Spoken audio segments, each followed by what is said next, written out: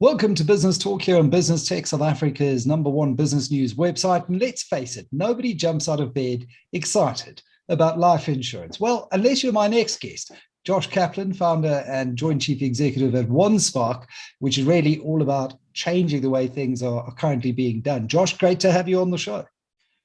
Thanks, Michael. Thank you for having me. Much appreciated. Now, I think traditional life insurance companies, not just here in South Africa, all over the world, are grappling with their value proposition at the moment. You've got digitally savvy customers. I think people are a lot less engaged, certainly at a kind of millennial level. Now, you founded OneSpark because of this frustration with the state of the life insurance sector. What were some of the biggest problems that you saw? Sure, Michael. That's a long list of frustrations. I think we'd be here for a very long time if I had to go through them in a lot of detail. But I will summarize them, at least from my perspective. I think there were three fundamental problems that we kind of saw with traditional life insurance. I think the first one is the product. There's a mismatch between traditional product design and the needs of the modern consumer. I think the second aspect is from an insurer perspective, they really are for themselves and profits first. And I think that from a life insurance perspective, which is meant to be there for you in your darkest and most tragic times, I think by and large, insurers have almost forgotten that and prioritizing the interest of shareholders and the demands of shareholders over the interest of policyholders, which is not right. And I think the third fundamental problem or frustration that we really had was the process itself. It's long, it's complicated, and quite literally painful, especially when you have to go through those medical tests. And maybe just to run through a few of those in a little bit more detail, I think from a product perspective, you've really seen almost zero innovation coming out of the life insurance space over the past few decades. I think in the short-term space, in the general space, there's been a lot of improvements and a lot of kind of forward thinking, but I think in the life space, it really has been left behind. And I think that what you see globally is almost like a segmentation of the industry. On the one perspective, you've got the big traditional incumbent insurers, and I'm going to call them that, operating on the exact same model that's been done for the past few decades. And all they're really doing is slapping on a new interface to make it appear like something new. I think on the other spectrum, you've got the fintech players or the insurtechs, who are, again, in the vast majority of cases, operating on the exact same old product, stripping away that vital protection to create that illusion of a cheap upfront premium. But all they're really doing is allowing a customer to access it in a new way. But I think that the needs of the modern consumer are fundamentally different to the needs of the modern consumer 5, let alone 50 years ago, right? So you can't really take that exact same old product and try and mold and augment it to meet the needs of the modern consumer. And maybe as one illustration of kind of not meeting the needs of the modern consumer, if you think about a old life insurance product, a traditional life insurance contract. When you take it out today based on your financial needs at this point in time alone. And regardless of how your financial needs change, you're effectively getting that exact same contract grown in real terms if it's increasing by CPI or inflation every year. But the reality is that your financial needs are constantly changing. If you look at the modern consumer, their levels of debt, their mortgages, new homes, selling old homes, family compositions, children being born, children finishing school, occupations, incomes, they're constantly changing. So you can't really kind of take that exact same old model and try and mold and augment it to the needs of the modern consumer. You almost have to forget everything that's been done before and almost rebuild it from the ground up. Yeah, I agree with that because those products were sold at a static point in time snapshot, and they didn't evolve with you as your life evolved, and life evolves, as you say, and this is life insurance. So, and I've actually come across many of the new fintechs to latch onto your last point there that pretend to be something new, but it seems to be old wine in new bottles. They still don't really help with how much coverage do I actually need, what products to buy, from whom should I buy it, where's that guidance, where are those tools? I'm really not seeing it in the marketplace. So how did you set about doing things differently with OneSpark? Great question. I think fundamentally what we really did was, I think, put the client at the center of everything that we did. We prioritized the clients and the needs of the modern consumer over profits. But I think in order to do it, we almost had to go back to the drawing board. The old products don't meet the needs of the modern consumer. They're long-term static contracts.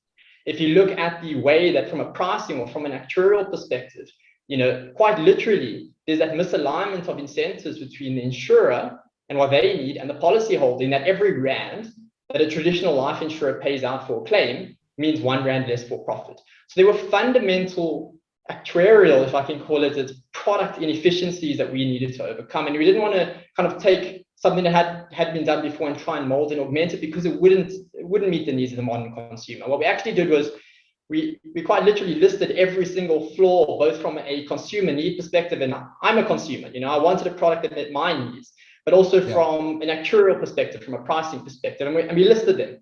And we literally went about almost throwing away everything that we knew about traditional life insurance and almost rebuilding it from the ground up to create a product that better aligns with what I would want as a consumer and how I would want to protect myself and my family. But it's not an easy challenge to solve. If you think about what you need to try and solve, you need to create, almost solve an impossible triangle. You need to create a product that is at the same time comprehensive, while also affordable, but also quick and easy to take out. And those are conflicting forces that kind of pull each other in different directions. If you want something that's comprehensive, inherently your price is going to be more expensive, and at the same time, it's going to make the process a little bit more complex.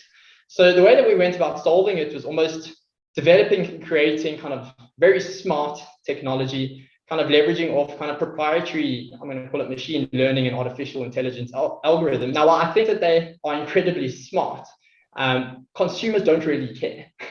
Consumers fundamentally want something that is good, that is affordable, that is simple and easy to take out. And I think especially since the financial crisis, they're looking for an insurer that really has their interests at heart.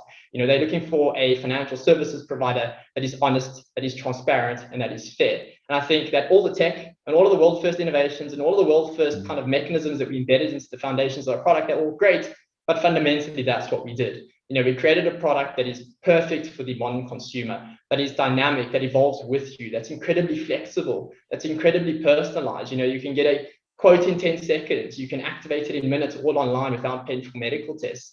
But I think modern consumers also don't know how much cover they need. So we embedded incredibly smart algorithms that actually does all the work for you. It tells you exactly how much cover you need, not just now, but over the course of your life as your financial needs change. As your level of debt changes, for example, cover automatically changes. So to really try to create a product that's incredibly smart, but almost like an iPhone. It's very smart on the background, but you don't know how it works. But it's very easy to engage with. I think that was really the philosophy that we went about, I think, in designing our product. Yeah, and from first principles, that is to me the best way to get the best out of this new technology. And I do think in essence that's where a lot of the incumbents are still constrained by legacy systems, legacy thinking, and not just there's all that invested in that layer. So you want to try and augment and improve rather than just scrap and start again and say, right, what could we build if you're starting out today, building your ideal life insurer? So just take me through some of those core products and services, because that sounds like something that's really up my alley. Sure, no, definitely. So I think as a starting point, you kind of have to be a little bit focused. So we do everything life insurance, not just kind of your more traditional life insurance, life cover, disability cover, income protection, critical illness cover. I mean, we do all of that, and it's completely world first in every way. But we also do other forms of life insurance, focusing on areas that really haven't been innovated in. If you look at the main market, dominated by funeral cover, and I want to call it cookie cutter funeral products. Every bank, telco, you see introducing a new funeral product, really just money making scheme, if I can call it that. There's been no real innovation, a complete lack of understanding that these are consumers with their own complex financial needs that need to be met.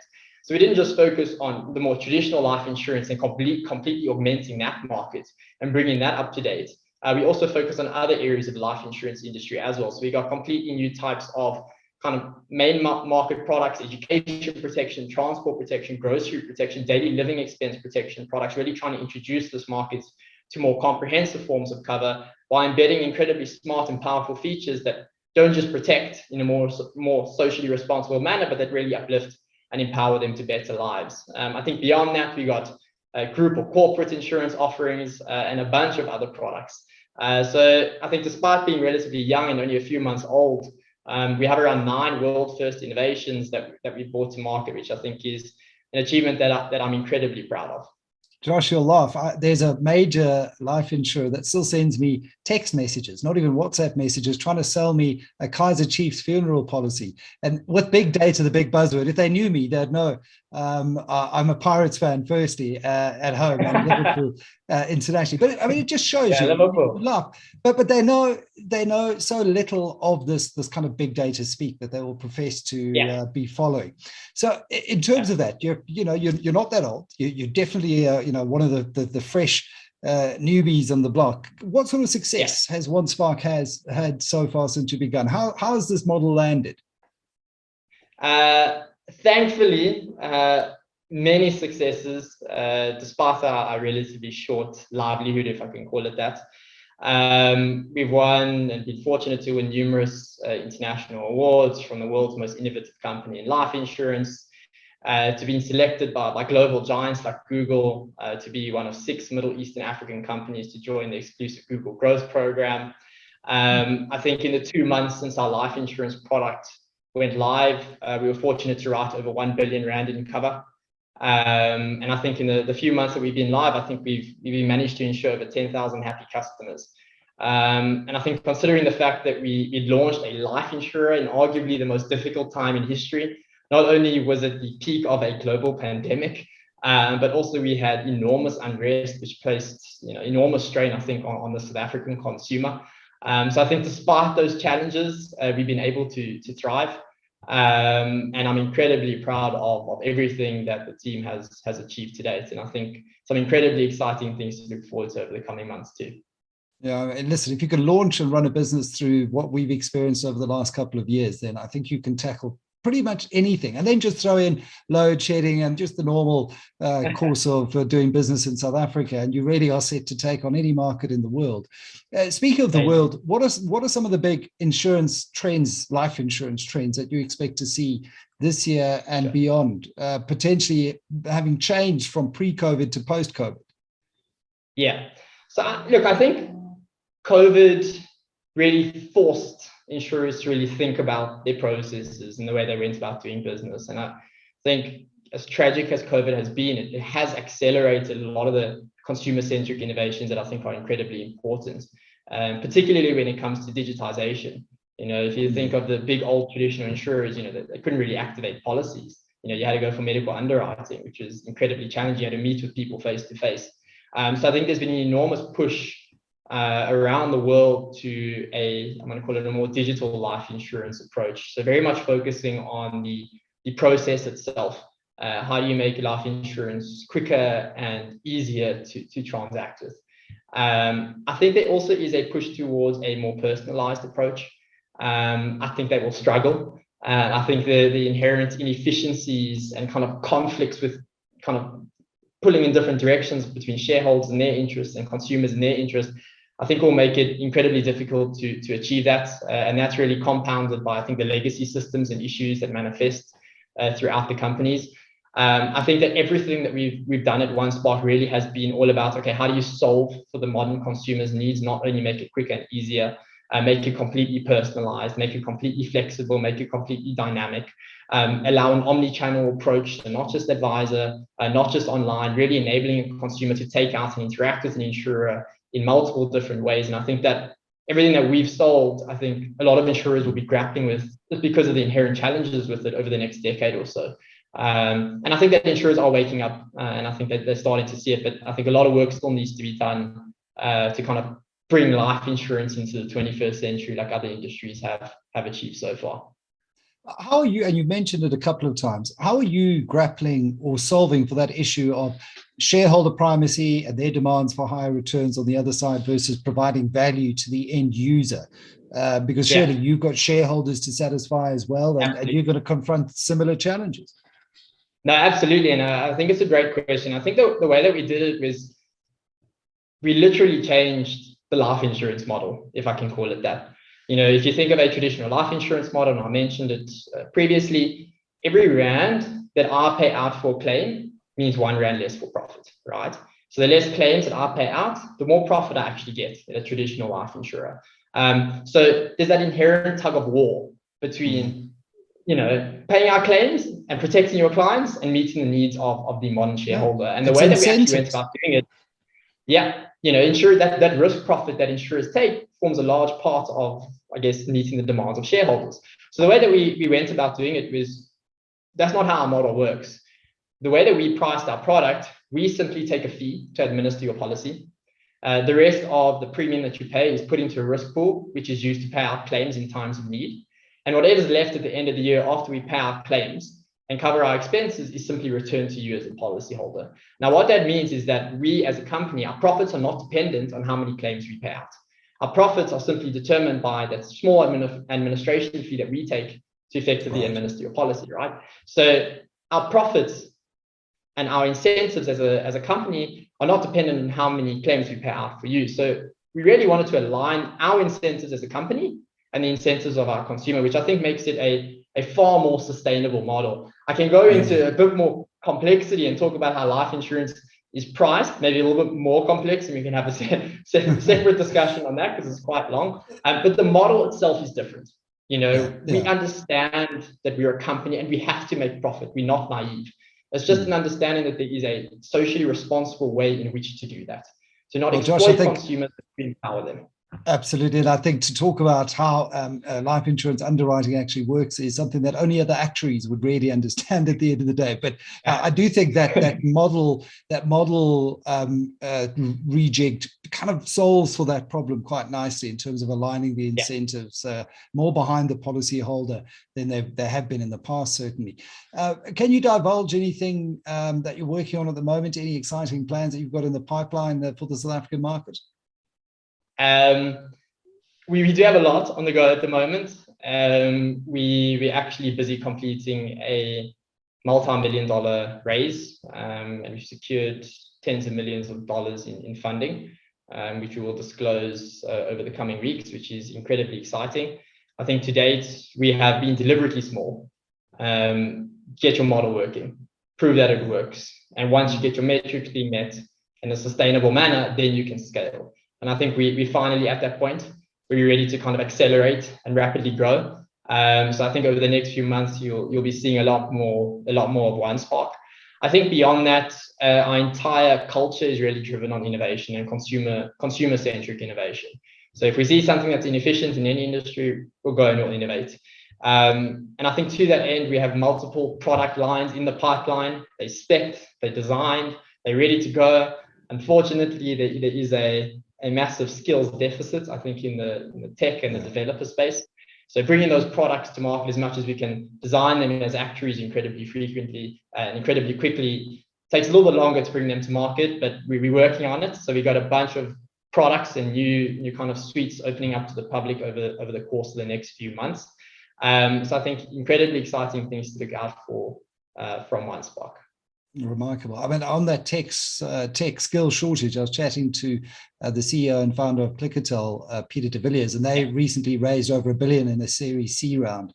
And he really said, I mean, and he wears his Medisa hat as well. It's one of his passion points, building the tech skills in that ecosystem. Because yes, we've got an unemployment crisis, but we've also just got a skills crisis. And we can start better matching, then we can start to really make inroads into that record high unemployment. Now, as a business leader, and just digging up for this interview, I see that you've been recognized as one of the top 10 most inspiring global CEOs to watch out for. But that's quite something. How do accolades like that drive you to new heights at OneSpark? Do you pay much attention to them? Thanks, Mark. Look, they're always incredibly humbling.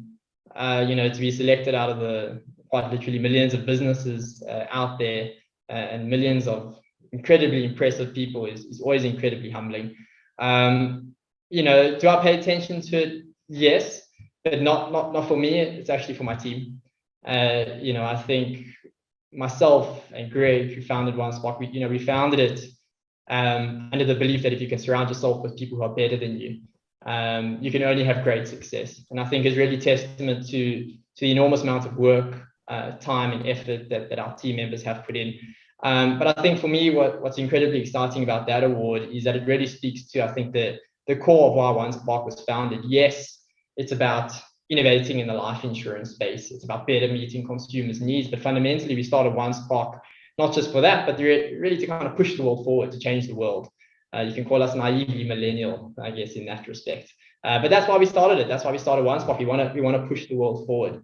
And I think that this award really galvanizes our core philosophy and our core ambitions. Our internal ambition is to be the world's most valuable insurtech within the next 5 years. Why? Not because we care about the money or the valuation attached to it, but because, at the core, we really want to be able to demonstrate that a company really built on social responsibility, really built on uplifting and empowering societies to better life, really can achieve kind of global status, can achieve, great success. So I think for me, those awards really push me forward. I think they inspire me and the rest of the team to kind of achieve greater heights. So yes, incredibly proud, incredibly humbled. But really for me, it just kind of says, cool, you've done a little bit, you got a lot more to do in order to achieve your mission. I think going back to your point around kind of, South Africa's had a lot of challenges. I think, specifically in the main market where we're innovating, that's one of the things that we want to solve. Understanding the trajectory that South Africa has been faced with, and using our innovations and using the actuarial smarts and unique skill sets that we have as a team to try and solve some of those problems through the products that we bring to market. And I think that's really, everything that OneSpark stands for. Let's see what we can do to push the world forward. Let's bring, the skill sets that we've managed to accumulate as a team and try and solve some of those massive societal problems. Yeah, well, I mean, that's a big, hairy, audacious goal, if ever I've heard one, that internal objective of that 5-year time being the biggest insurtech out there. But you know what, you've got to take the victories, you've got to celebrate them. I'm a firm believer. I mean, we can't just put it to one side. If you've done well, celebrate it, but then get on, to the next victory. And it's like in sport. Whenever you hear Jurgen Klopp after we've won yet another trophy, say, well, the team's going to celebrate this, of course, but then we've got to put our feet back on the ground. And that's how you drive a team forward, Josh. So it really is fantastic to be able to share some of your insights and some of your early steps on what promises to be a long and successful journey. So thanks for sharing it with me here on Business Talk of Business Tech. Take care. Thanks, Michael. Much appreciated. Thanks for having me.